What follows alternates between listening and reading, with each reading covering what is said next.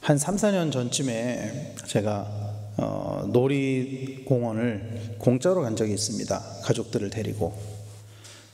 그 놀이공원의 입장료가 성인이 대략 한 5만 원 정도 되고 애들이 한 4만 원 정도 되거든요, 보통.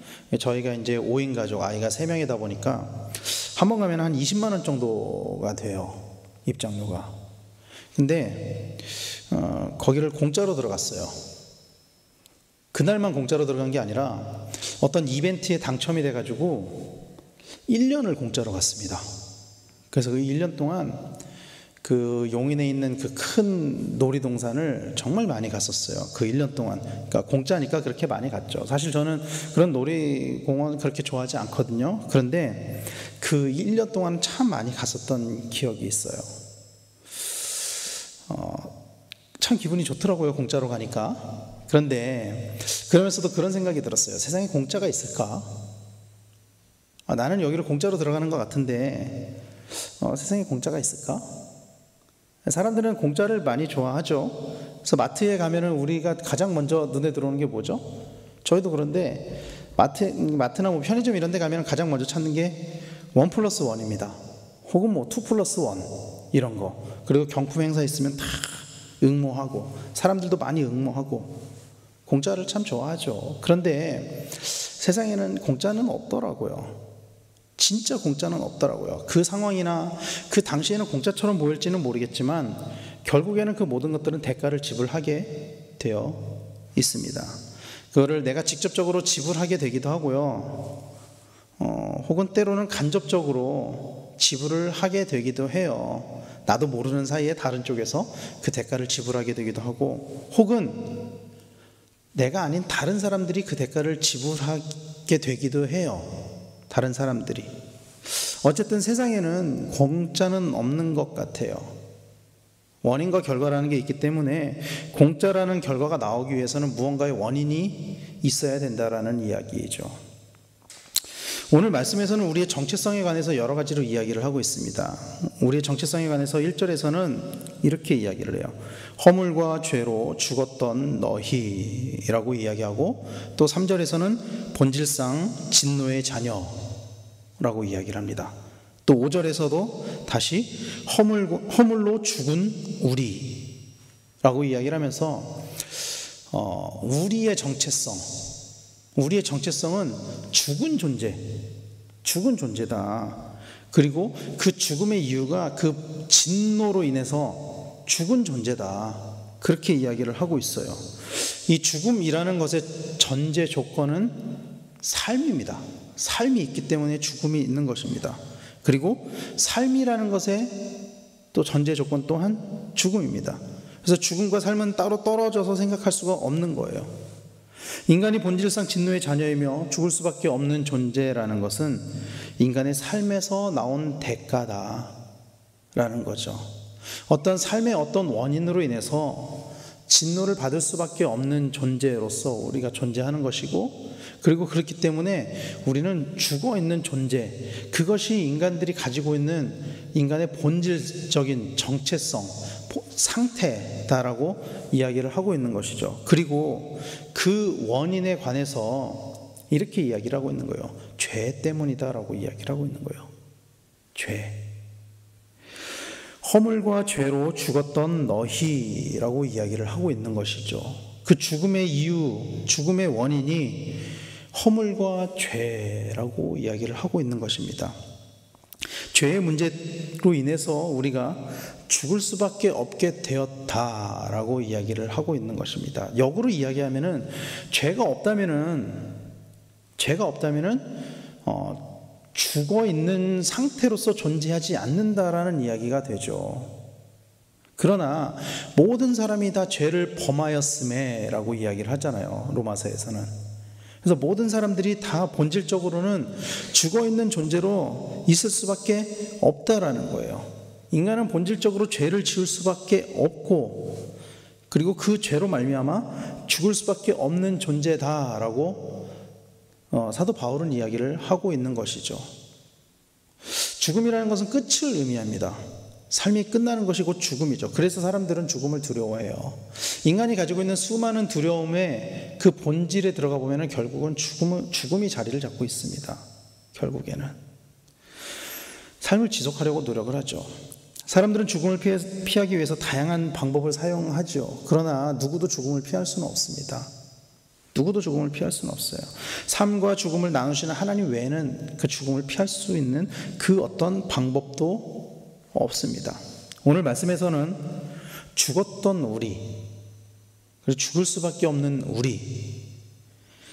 우리들을 살리신 하나님의 사랑을 이야기를 하고 있어요. 4절에서 긍휼이 풍성하신 하나님이 우리를 사랑하신 그 큰 사랑이라고 이야기를 하고 있고요. 또 5절에서는 우리를 그리스도와 함께 살리셨고 라고 이야기를 하고 있습니다. 7절에서는 우리에게 자비하심으로써 그 은혜의 지극히 풍성함을 이라고 이야기를 하면서 오늘 이 에베소 2장 1절에서 10절 말씀에 지속적으로 죽었던 우리를 구원하신 그 하나님의 사랑을 이야기를 하고 있어요. 그리고 결정적으로 8절 말씀에서는 이렇게 이야기를 하고 있어요. 제가 쉬운 성경 버전으로 읽어드릴게요. 여러분은 하나님의 은혜 안에서 믿음으로 구원을 받았습니다. 여러분 스스로는 자신을 구원할 수 없습니다. 구원은 하나님의 선물입니다 라고 이야기하면서 바울이 못을 팍 박아버리는 거예요. 우리의 구원에 대해서 그것이 얼마나 큰 하나님의 사랑이고 그것이 얼마나 큰 하나님의 은혜인지. 죽었던 인간, 죽을 수밖에 없는 인간, 죽음을 극복하지 않는 인간은 스스로 구원받을 수 없습니다. 우리는 절대로 우리 스스로를 구원할 수 없어요. 우리는 우리를 창조한 창조자가 아니기 때문에 우리의 모든 생명과 죽음에 관한 주권이 우리에게 없다라는 것입니다. 그 누구도 자기가 원한다고 해서 더 오래 살 수도 없어요. 그 주권은 우리에게 있는 것이 아니에요.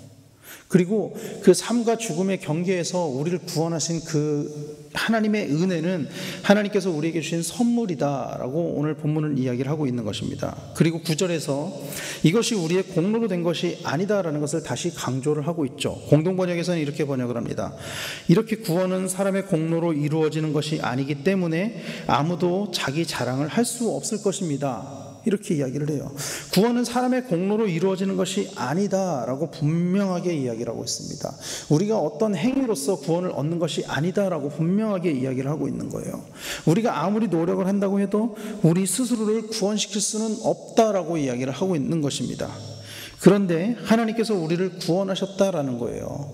우리는 아무 공로도 없고 우리의 공로는 우리 스스로를 구원시킬 수도 없음에도 불구하고 하나님께서 우리를 구원하셨다 라고 이야기를 하고 있는 것입니다. 우리의 공로가 아닌 하나님의 사랑으로 구원하셨다라고 이야기를 하고 있는 거예요. 그리고 그것이 하나님의 선물이다라고 이야기를 하고 있는 것입니다.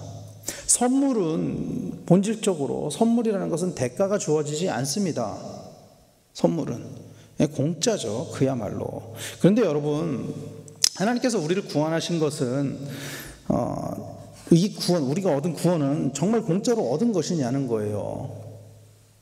이것이 적어도 우리가 구원을 받은 그 시점에서는 하나님의 공로로 인해서 구원을 받은 것임에는 틀림이 없습니다. 공짜로, 우리의 입장에서 보면 공짜로 구원을 얻은 것임에 틀림없죠. 우리의 행위나 공로가 아닌 하나님의 사랑으로 구원을 받은 그 선물로서 받은 것임에 틀림이 없죠. 마치 제가 그 놀이동산에 공짜 티켓을 1년 동안 받아서 공짜로 그 놀이공원을 이용을 했지만 사실 그 공짜 티켓 안에는 평소에 그 놀이공원에 가서 그 많은 돈을 지불하는 사람들 그 수입이 있기 때문에 그것 때문에 공짜 이벤트를 갈 수 있었던 것처럼 우리에게 있어서 우리의 구원이라는 것은 공짜로 주어졌을지는 모르겠지만 그러나 어딘가에는 반드시 그 대가가 있다라고 이야기를 하고 있는 거예요. 그 대가에 관해서 우리는 너무나도 잘 알고 있죠. 그렇다면 하나님께서 왜 그 대가를 치르면서 우리를 구원하셨느냐 하는 거예요. 왜 하나님께서 우리를 그런 어마어마한 대가를 치르면서까지 굳이 구원하지 않아도 되는 우리를 구원하셨느냐 하는 것입니다. 그 구원에는 하나님의 목적이 있습니다. 오늘 보면 10절은 이렇게 이야기를 해요. 우리는 그가 만드신 바라 그리스도 예수 안에서 선한 일을 위하여 지으심을 받은 자니 이 일은 하나님이 전에 예비하사 우리로 그 가운데서 행하게 하려 하심이니라, 이렇게 이야기를 하고 있어요. 우리를 지으시고 만드신 바, 우리를 택하신 바에 관해서 이야기를 해요. 현대어 성경에서는 이렇게 이야기를 해요. 똑같은 2장 10절 9절을 현대어 성경에서는 우리를 이렇게 만들어주고 그리스도 예수로 인해 새롭게 시작된 생활을 하게 하신 분은 하나님이십니다. 하나님께서는 이미 오래전에 우리가 서로 남을 도우면서 살도록 새로운 일을 계획하신 것입니다 라고 하면서 이 일을 계획하신 이유와 목적이 이 현대어 성경 버전에 의하면은 서로 남을 도우면서 살도록 이라고 이야기를 하고 있는 거예요. 이것을 개역개정에서는 선한 일로 번역을 하고 있는 거죠. 하나님이 우리를 구원하신 이유가 서로 남을 도우면서 사는 것이라고 오늘 본문에서는 이야기를 하고 있는 것입니다. 그렇다면 우리가 줄 수 있는 가장 큰 도움이 뭐냐는 거예요. 서로 도울 수 있는 가장 큰 도움이 뭐냐는 것입니다. 인간의 근본적인 문제인 죽음을 극복하는 것을 도와주는 일이 우리가 도울 수 있는 가장 큰 일이 아니냐는 거예요. 우리가 이 땅에서 살아가면서 다른 사람을 도울 수 있는 가장 큰 일이 근본적으로 사람이 가지고 있는 가장 큰 문제, 자기의 능력으로 도저히 해결할 수 없는 그 죽음의 문제, 그 문제를 도와주는 것이 가장 큰 도움이 아니냐는 거예요. 복음을 전하고 복음으로 구원을 얻게 하는 것이 가장 큰 도움이 아니냐는 것이죠. 그리고 그것이 우리를 향하신 하나님의 뜻이라는 것을 우리는 알아야 한다는 것입니다. 오늘 본문에서 선한 일로 번역했다고 해서 봉사를 하는 것으로 받아들일 수도 있어요. 구제를 하는 것도 물론 중요한 일입니다. 구제를 하고 봉사를 하고 돕는 것 굉장히 중요한 일이고 선한 일인 것 틀림없이 맞습니다. 그러나 우리는 성경을 볼 때 성경의 이 선하다라는 기준을 우리의 기준으로 보면 안 돼요. 하나님의 기준으로 선한 것이 무엇인가라는 것을 우리는 기억해야 된다는 거예요. 아무리 우리가 선한 일을 한다고 해도 하나님을 따라갈 수는 없습니다. 왜냐하면 하나님 그분 존재 자체가 완전한 선이기 때문이죠. 그러므로 우리가 할 수 있는 가장 선한 일, 서로 돕는 일은 하나님을 닮은 자로서 그 하나님이 우리에게 주셨던 그 구원의 복음을 전하는 것, 도와주는 것, 이것이 가장 선한 일이다 라고 기억을 해야 된다는 거예요. 하나님이 예수님을 이 땅에 보내주신 목적에 관해서 예수님께서는 영생이라고 이야기를 하셔요. 영생을 주기 위해서 이 땅에 오셨다, 그렇게 이야기를 해요. 그것이 그리고 하나님이 인간을 향한 가장 큰 마음이라는 것을 우리는 기억해야만 할 것입니다. 우리는 이것을 잊지 말아야 합니다. 우리의 기준에서 선한 삶을 사는 것도 참 중요하지만 무엇보다도 하나님의 기준에서 선한 삶을 살아야만 합니다. 사랑하는 성도 여러분, 하나님이 기뻐하시는 삶을 사시는 성도님들이 다 되시기를 축복합니다.